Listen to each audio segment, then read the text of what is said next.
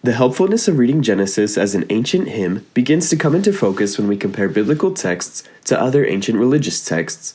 One might say that comparing Genesis 1 to these devalues the biblical text, calling into question its uniqueness as a divinely inspired text. But comparing Genesis 1 to similar ancient texts instead drives home claims to the special nature of the Bible. For instance, let's look at the ancient Babylonian creation narrative, the Enuma Elish, which was recited in ancient Babylonian temple worship. In it, we find the cosmos having been fashioned primarily by their high god, Marduk, a great king and warrior who overcomes the primal chaos by killing his grandmother, the powerful dragon Tiamat. He then uses half of her body for the ground and the other half for the sky, completing that phase of the creation by giving form and order to the cosmos with the help of his father, Enki. Marduk's father then executes Kingu, Tiamat's consort and greatest warrior, and uses Kingu's blood to create human beings. This more violent account is a stark disparity from the Genesis account, in which there is just one God, who forms the heavens and earth as an act of goodness and love for the purpose of the flourishing of life.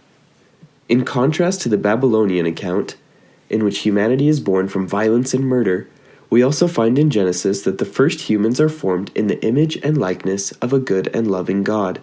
We see this distinct theology expressed in other ways as well. We know well that the sun and the moon are associated with deities in most ancient religions, fully expressing the polytheistic beliefs we find decisively condemned throughout the Hebrew Scriptures. However, in Genesis, these are merely lights placed in the sky by the one true God. The point is that Genesis, while assuming a cosmology and process of creation much like the Enuma Elish, communicates a strikingly different vision of both the creation and its creator.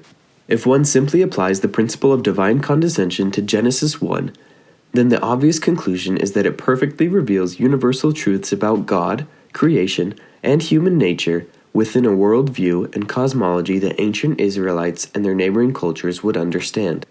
Ancient people had no conception of the vast size and age of the universe as we understand it today, and to try and draw from this amazing text mere information, data, or facts that can either agree or disagree with contemporary science is to miss the point, beauty, and truth of the passage.